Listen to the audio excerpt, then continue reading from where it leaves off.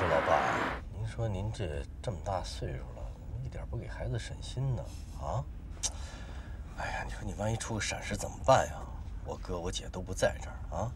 我没那么金贵，你把你自己的事情干好就行了。你看，老同志就是不服老，那你总得为别人想想吧。我敢保证，我妈这一夜肯定没睡好觉。不是你烦人不烦人呢？你说你啊，叨跟家庭妇女似的。你妈跟了我这么多年了，啥阵势没见过，没那么脆弱。你看你这哈哧连天的，是不是昨天晚上一宿没睡啊？哎呀，我昨晚被一个举报人啊折腾了大半宿。你看，我回去我睡个觉就过来了。你说你这咋弄？还上班呢？今天不上了，跟亮平约好了去北京。是不是丁义珍的案子有线索了？嗯，爸有线索了，跟亮平约好了，到北京直接和领导汇报。行，那就好。哎，你到北京见了那猴崽子，给我问好啊。哦，对了，你跟他说，我还等着跟他掰腕子。哎，我说爸，您都80多岁了，怎么还跟年轻人较劲呢？你现在2只手你也扳不过人家了。怎么了？你以为我掰不过他？上大学的时候，你们那猴同学就没掰过我，后来到了检察院了，也没掰过我。这老纪证明，老纪当时是裁判吗？哎，老同志，检察院的事情那我就说不清了啊。您是常务副检察长，那猴还不是哄您开心呢？哎，他哄我，那老纪也哄我呀。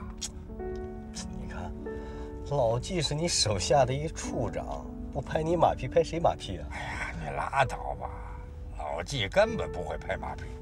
再说了，他也知道谁拍我马屁，我踢死我。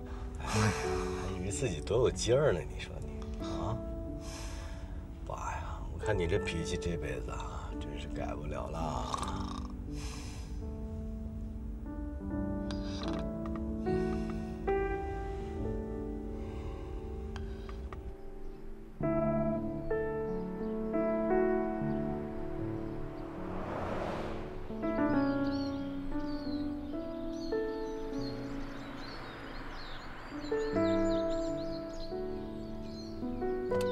回来啦！哎呦，哎呀，困死我了。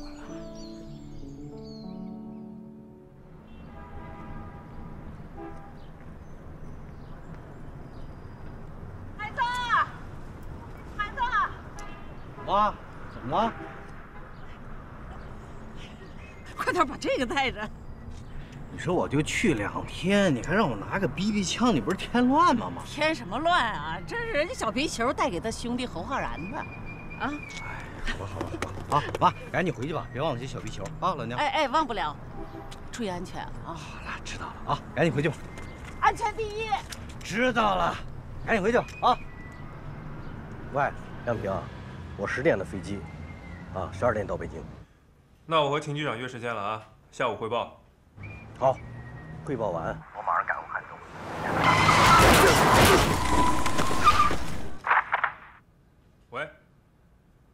喂，陈海，怎么了？陈海，你说话呀！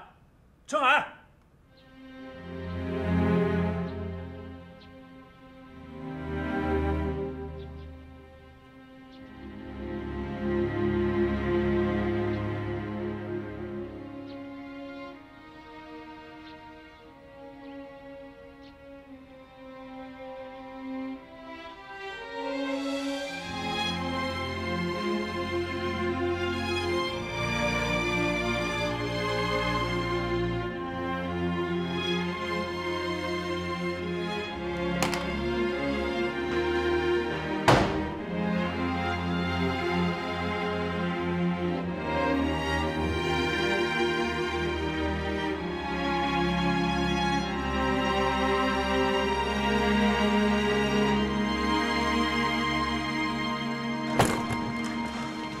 秦局长，陈海可能出事儿了。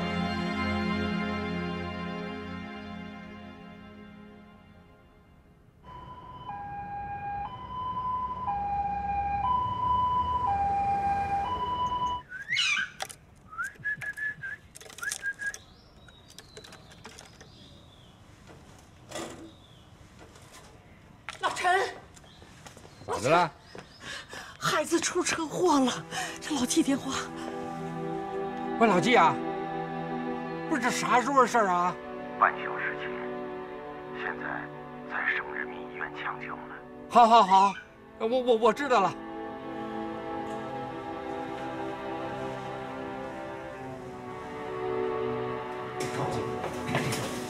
老纪，老纪，哎，老纪，有啊，怎么了？装哪儿了？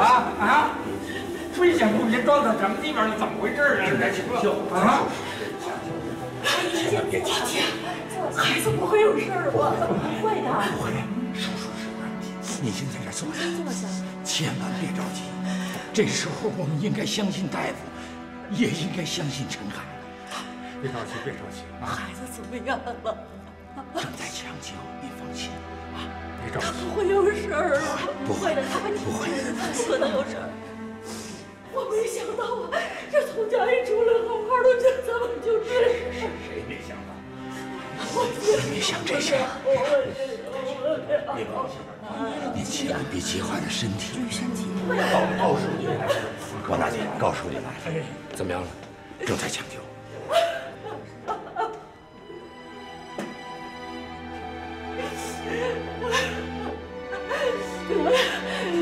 我想看看他去，我进去看看他去。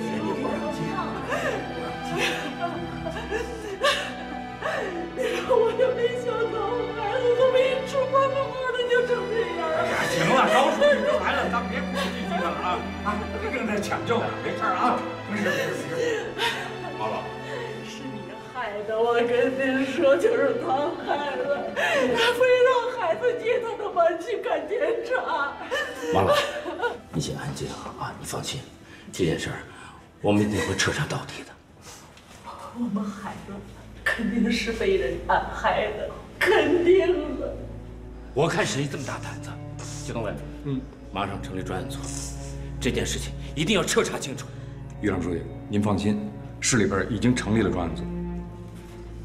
我们动作很快嘛，但是我告诉你，所有调查材料你都要亲自过目。会的，我会跟季检察长还有陈老认真的审查。我想进去看看去。我想看看我的孩子。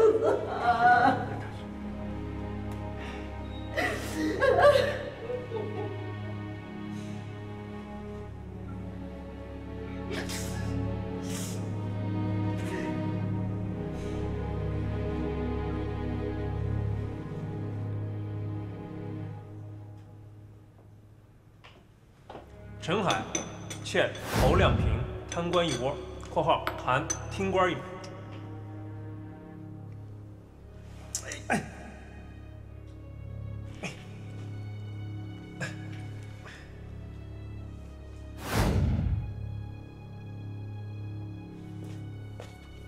亮平，汉都那边来电话了，说陈海已经转进了重症监护室，陈阳杰也赶过去了，你就别太急了啊。我能不急吗？你是不知道，这也许是我害了他。你别瞎说，怎么会是你害了他？陈海不是个欠账的人，他在电话里跟我说，这贪官一窝就能还给我了。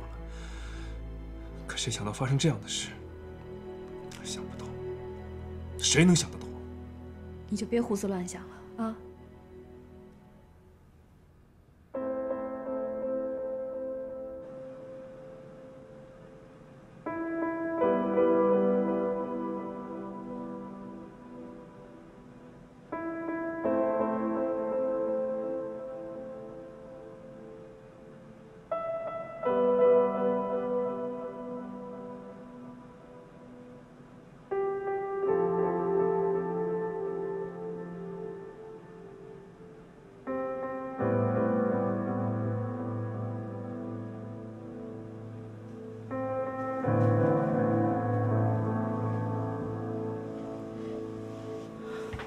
别伤心了，天灾人祸总是免不了的。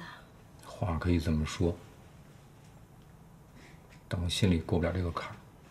我知道，在大学期间，陈海和陈阳对你有过资助。今天在医院又看到陈阳了吧？看见了。我一看见他，我就想起我人生的第一双球鞋就是他帮我买的。我的同学，我的班长，还是你的初恋？什么初恋？也就是暗恋。你像我一个吃不饱饭的穷孩子，哪有什么资格去谈恋爱？是你辜负了人家。人家陈阳可不是个物质女孩。我没辜负任何人，我那是不愿意连累，只是世人不理解。我们都以自以为是的方式爱对方，都自以为是的认为给了对方幸福，却从来没有问问对方要的幸福是什么。都什么时候来发这种感慨？没有意义。那我们能做什么呀？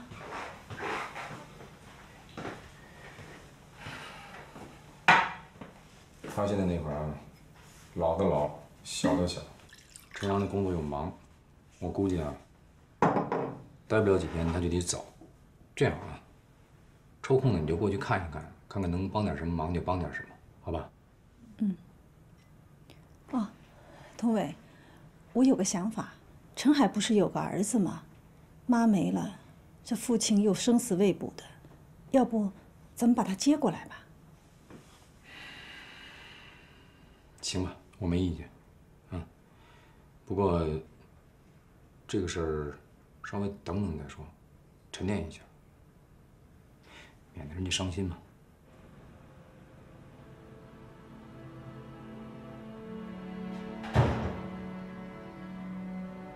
孩子啊，我的儿啊，怎么了这是？这是发生了什么事儿了呢？你刚才还跟我这儿斗嘴呢，高高兴兴的走，怎么突然间就……儿啊，你可不能给我开这种玩笑啊！我开不起了。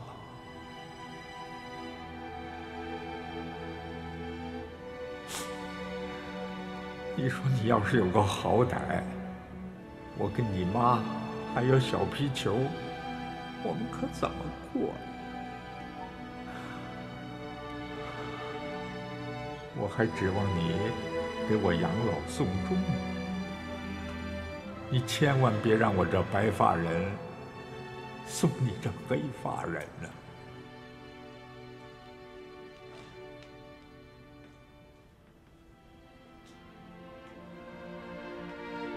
我是中华人民共和国检察官，我宣誓。我是中华人民共和国检察官，我宣誓。忠于国家，忠于人民，忠于宪法和法律。忠于国家，忠于人民，忠于宪法和法律。忠实履行法律监督职责。忠实履行法律监督职责。恪守检察职业道德。恪守检察职业道德，维护公平正义，维护公平正义，维护法治统一，维护法治统一。宣誓人：厉光、张坤、陈海、侯亮平。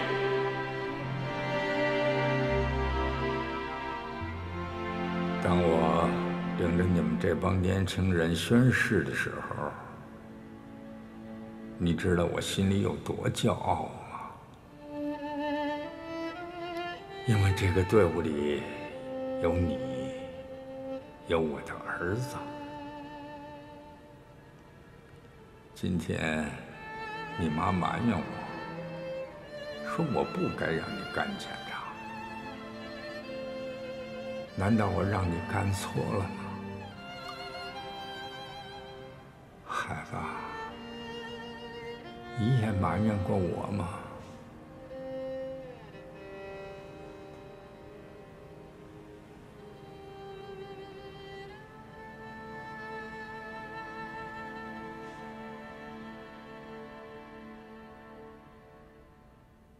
你说当年陈叔叔领着我和陈海宣读入职誓言的时候，他有没有想到会有这么一天？陈海遭人暗算。陈叔叔，那可是战争年代背过炸药包的人，什么事儿他想不到呀？你为什么说陈海是被人暗算的？是谁暗算他？不知道，但肯定是暗算。那总要有依据啊。是，这依据得去汉东找。我记得这件事儿和大风厂和116事件都有关系。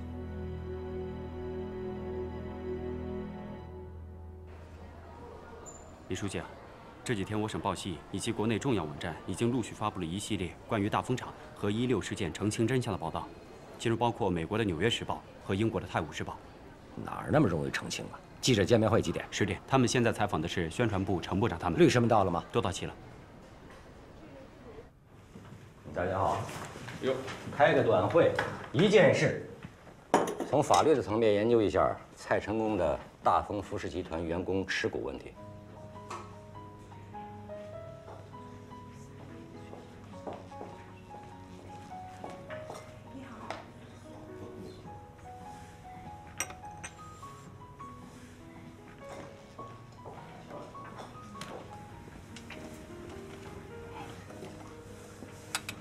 蔡总啊，好消息！什么好消息？咱们的事儿，李书记和市委重视了，真的。哎呦，那可就太好了！只要重视了，咱们这事儿就好办了。所以说呢，我的意思是，没必要这么藏着躲着了。你该和工人见面和工人见面，该和律师见面和律师见面，你该干什么干什么。行，小点事儿，小点事儿。你以为我不想啊？可那场大火，毕竟烧伤那么多人。要说吧，也是万幸，没死人。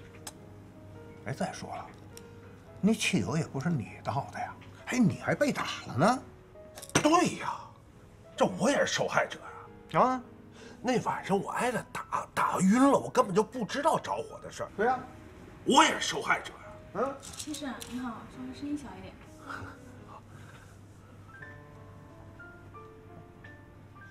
哎呀，还是不行。那毕竟这件事儿是给政府捅了大娄子了，肯定生我气呀！政府饶不了，肯定得帮我。毛主席曾经说过，要把美国政府和美国人民区分开来。今天我们也要区分一下，怎么区分呢？把持股的老员工和没有持股的新员工区分开来，要把所有的员工和这个奸商蔡成功区分开来。蔡成功已经不见了，我们现在正在抓他。要我说啊，你就想多了，那政府他就是想抓你。哎，别抓的，他总得有个理由吧？理由？我一做企业的，找理由还不容易啊？先找你行贿，一找一准吧。偷税漏税，随便找个理由就能给我办了。那怎么？你老这么躲着，他也不是个办法啊。下边咱们还得打官司呢。哎，对了，李书记现场办公会上说了，他和市委市政府为咱们请律师，还免费。你信吗？他们这是一计，这叫引蛇出洞，勾搭我露面了，我才不能上当。田主任啊，你来说。刚才李书记啊，给我们做了非常重要的指示。不是指示，建议设想，从法律层面上行得通吗？通得过。其实啊，这个老员工持股问题啊，和大丰集团下岗员工安置问题根本就是两回事。就是这个大丰倒闭了，破产，这个也要首先解决好下岗安置问题。所以啊，现在得要找到蔡成功，查清他的资产状况。这卡里有10万块钱，你收下来。你这什么意思？不是给你的，你把卡里钱取出来，分给你是烧伤的工人，重伤那2个多分点，剩下的均分。你一定跟他们说，厂里确实没钱了，我只能拿出这么多，表达一下我的心意。听明白了吗？收起来。好。哎，对了，蔡总，那个订单做完了，后边呢？还有什么后面？现在啊，就是有新订单啊，也不能接了。那厂说拆就拆了呀。李达康书记在现场办公会上明确表态，签厂再见。再见，老张。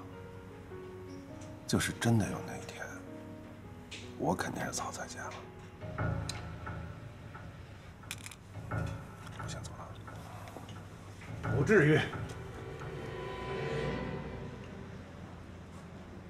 陈经理，给你送一份协查通报，有什么可疑的，到时候电话告诉我。好的。哎，小雷啊，郑师傅啊，跟谁喝茶啊？我们老总，蔡成功。啊，人呢？走了。哎呀，你怎么不早说呀？你早也没问我呀。哎，怎么他犯什么事儿了？我哪知道啊，上面让抓的。你别回去了，跟我去做一份笔录。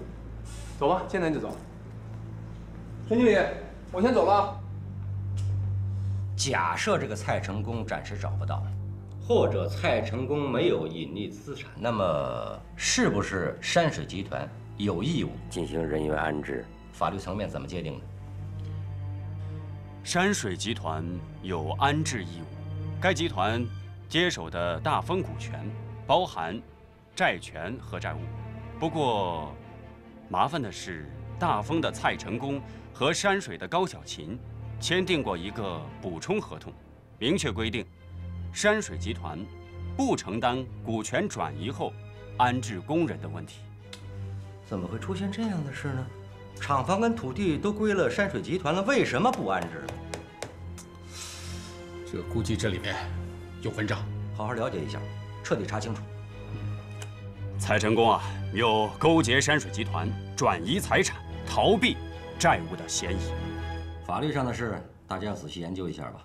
市委给大丰厂的员工请的律师马上到位，我还有个会，大家继续讨论。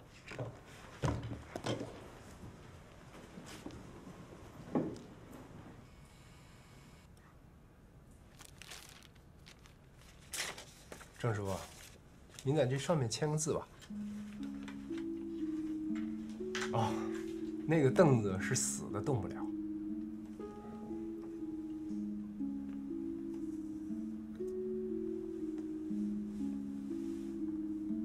我还签啊？得签。这儿，摁个手印吧。啊，这个是规定，都得摁。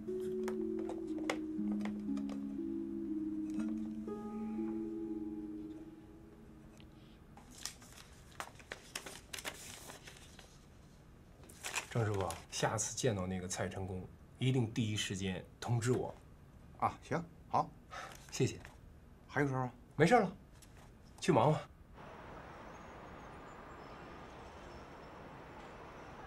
喝水。梁平啊，陈海确实是车祸呀。可这车祸太离奇了吧？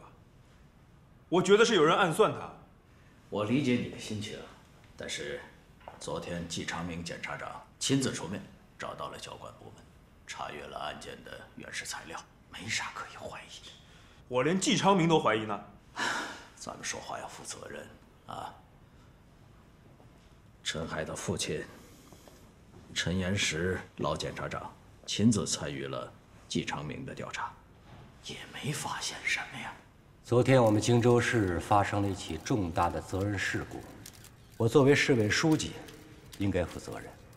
但是在这里我要强调一点，大丰厂116事件是我市两家企业之间的经济矛盾冲突，而不像大家所说的那种什么强拆呀、血拆呀。政府以前没有，今后也不会动用警力来解决这方面的问题。汉东省汀州市116事件明显弥漫着腐败的气息，我和陈海早就嗅出来了。那天看网上视频的时候，我们交换过意见。况且那个老板蔡成功在116事件发生之前就要找陈海举报。可是，据117现场群众的证言证词，肇事司机阮成玉确系酒驾，从车上被拽下来的时候，酒气冲天，站都站不稳。秦局长，车祸发生的时候，我正在和他通话呢。陈海说了，向您汇报完，他就要赶回汉东，免得打草惊蛇。这蛇，是不是已经惊了？打草惊蛇，陈海跟你说的？是。车祸前，他和我说的最后一句话。打草惊蛇。梁平，你是不是已经认定陈海被暗算？我认定是被人暗算的，这不是普通的车祸。你是不是已经掌握了一些线索？我是有一条线索。116那晚，陈海说要去见一个重要的举报人，他要拿到过硬的线索，再来向您汇报。也就是说，在116的当夜，陈海已经和举报人见过面，甚至已经拿到了线索。结果117早上就发生了车祸。西方媒体报道说，本市的116事件是我国现阶段社会矛盾的一个真实写照，进而说我们是拆出了一个新中国。李书记，您对此有何看法？我个人认为，中国现在主要的矛盾是各经济体之间的利益矛盾冲突。就拿大风厂116事件来说吧，这是我市2家企业的股权纠纷，这在任何社会、任何国家都会发生，因为我们国家现在是处于经济高速发展期，那么也就是说，是处在矛盾的集中爆发区。我们不能因为有这些矛盾就回避，就不发展了。下一个提问。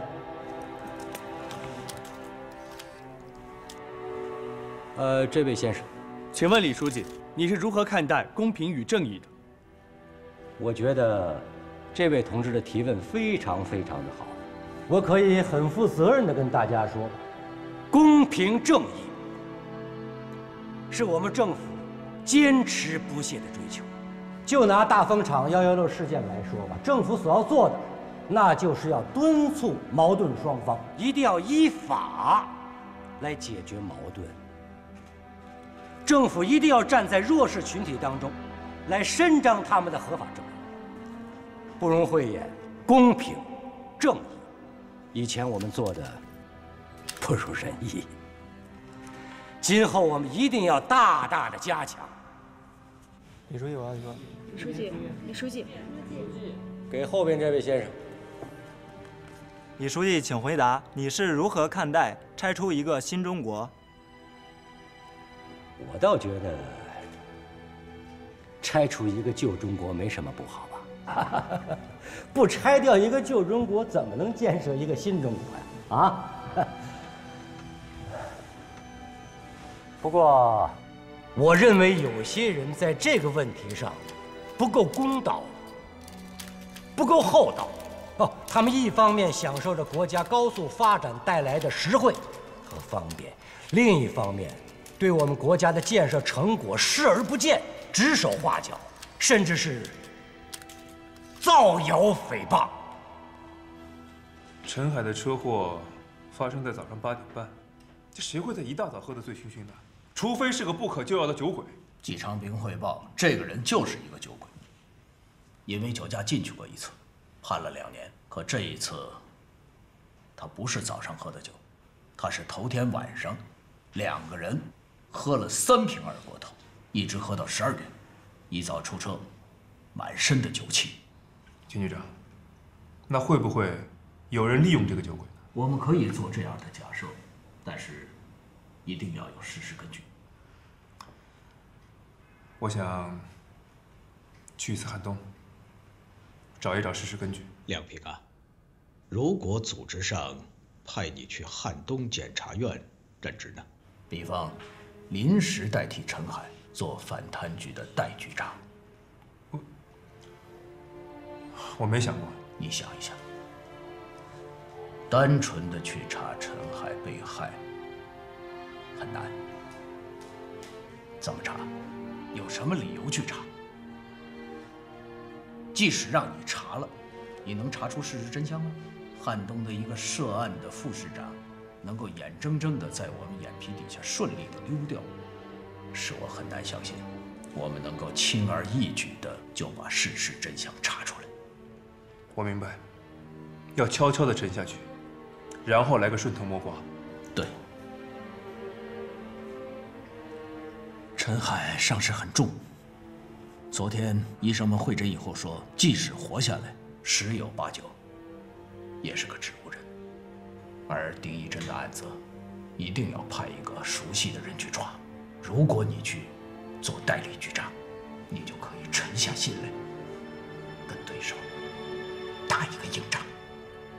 亮平，我记得你好像是大学毕业以后，首先是分到了汉东检察院工作的，是不是？是啊。那时候陈海的父亲陈岩是检察长，还没有退休。季昌明是公诉处副处长。我在经济侦查处待了1年2个月。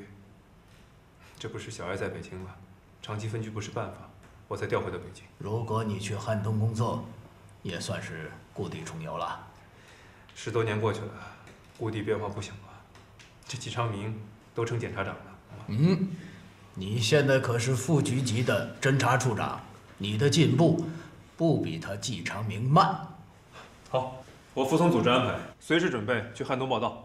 你不要急于表态，回家跟钟小爱同志商量以后再回答我。不必了，我现在就能回答。哎，我要的是钟小爱回答。如果钟小爱同意你去汉东任代理局长，我马上就代表局里向院党组紧急汇报。好，一言为定。李书记，有消息说大风厂116事件与我市失联丁义珍副市长有关。现在丁义珍跑了，是否会影响大风厂股权纠纷的处理？我们市政府工作组马上就进驻大风厂，一定会给大家一个满意的答复的。对丁义珍，我们已经发出了红色通缉令了。我们现在政府要做的就是有腐必反，有逃必抓。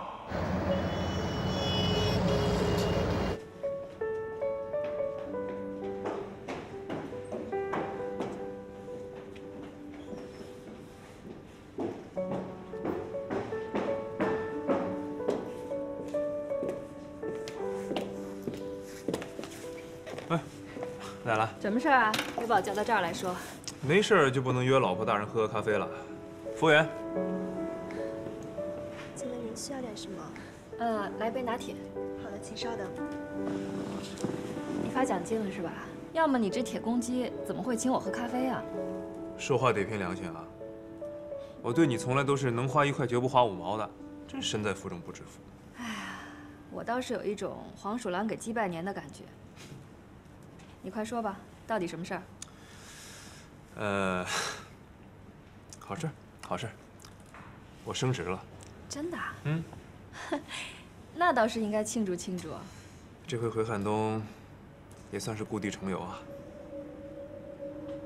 你说什么？故地重游啊！别给我兜圈子。你说清楚了，去汉东干什么？小爱，这事我不是在跟你商量吗？这事儿没商量。哎，小爱，是这样的，秦局长呢一直对我不错，这有机会就升我。我这次回汉东是代局长，一上任就主持工作，这不是升职了吗？你真以为我不懂是吗？还跟我绕来绕去的。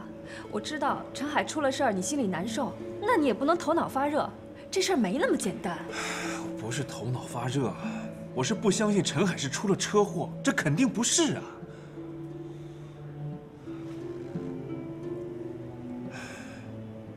我要回汉东，为陈海讨个说法。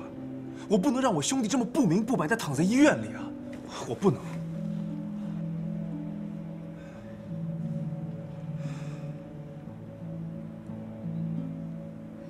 陈海他现在怎么样了？医生说还没有脱离危险呢，也可能永远醒不过来，变成植物人。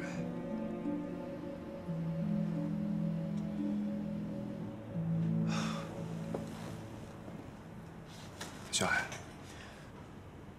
陈海是我战友，也是我们的同学和最好的朋友。如果不是我让他协助我办案，他可能就不会遇到车祸。所以我不会饶了那帮王八蛋。你一定要理解我。我能不理解你吗？自从陈海出了事儿，你每天都心神不宁的。你昨天晚上做梦，还喊他名字来着。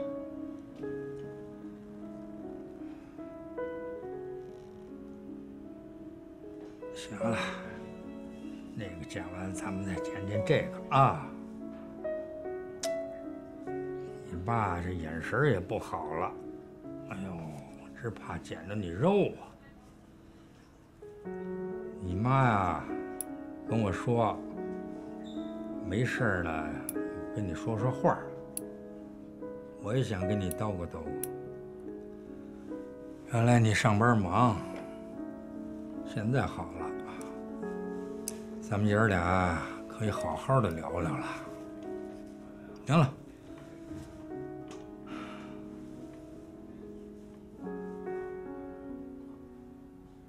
有感觉吗？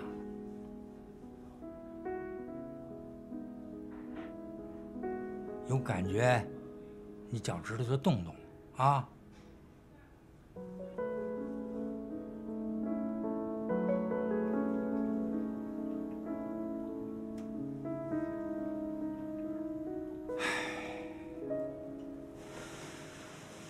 再危险，也比战争年代要小多了。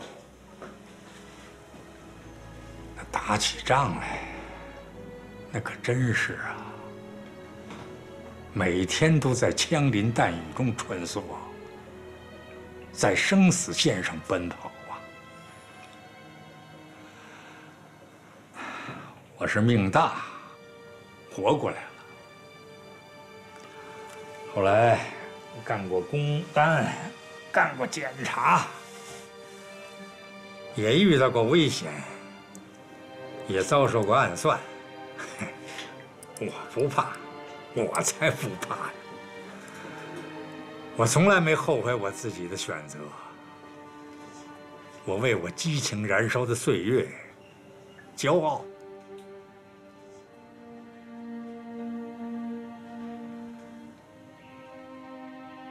你是我的儿子，我相信你也不会后悔自己的选择的。你呀，就是累了，好好歇着，歇够了就赶紧起来吧，好多事儿等着你干呢。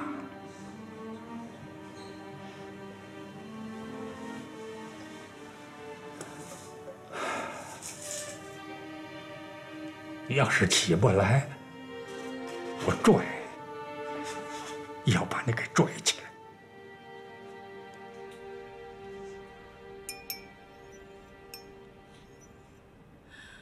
可是汉东的水太深了，他们能对陈海下手，也能这样对付你侯亮平。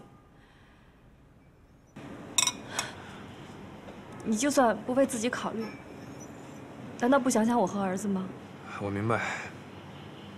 这么多年，总是让你担惊受怕的，是我亏欠你和孩子太多了。我不是这个意思。你做检察这么多年，你说我有没有求过你什么？有没有拖过你后腿？从来没有。谢谢你这么多年对我的支持。你先别急着谢我，因为这回我绝对不会让你由着性子来。小艾，还记得大学毕业那会儿吧？你回了北京，我和陈海留在荆州，同一天分到了汉东省检察院。穿上检察制服的那一天，又是陈海的父亲陈岩石领着我们宣的誓。知道，当初不是为了我，你也不会从汉东调回北京。如果10几年前我没有调回来呢？如果我留在汉东当上了反贪局长，今天倒下的人可能就是我。如果我倒下了，我相信陈海一定会追查到底，因为我们是兄弟。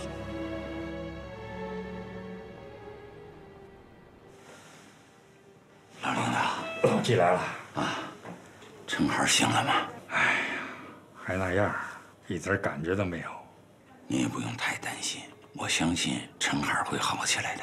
现在首要啊，是您和王大姐要保重身体。什么事儿我们都应该往好处想。咱们首先要有信心，您说对吧？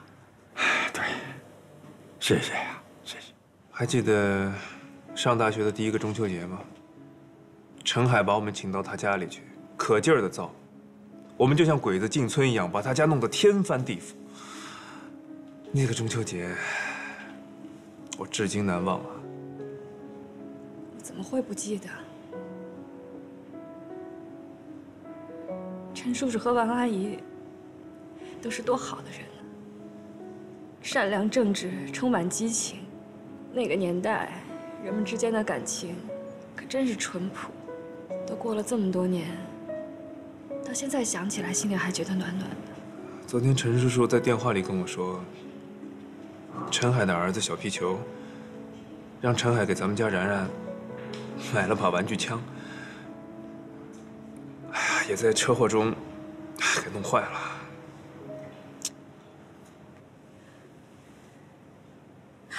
好了，你别说了，你回去吧。回到汉东，给陈海讨个说法，也给陈叔叔和王阿姨做个交代。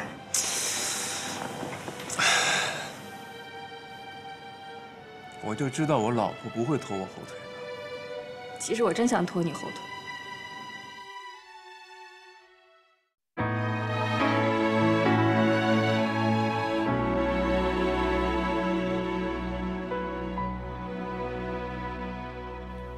与谁同步一肩上的职责，听一番枝繁叶落，看一幕檐下交错。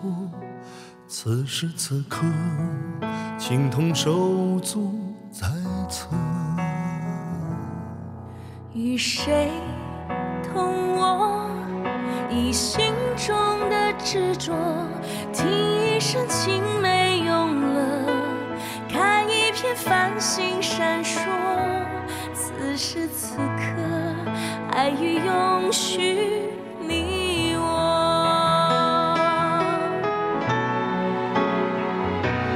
以人民的名义赋予你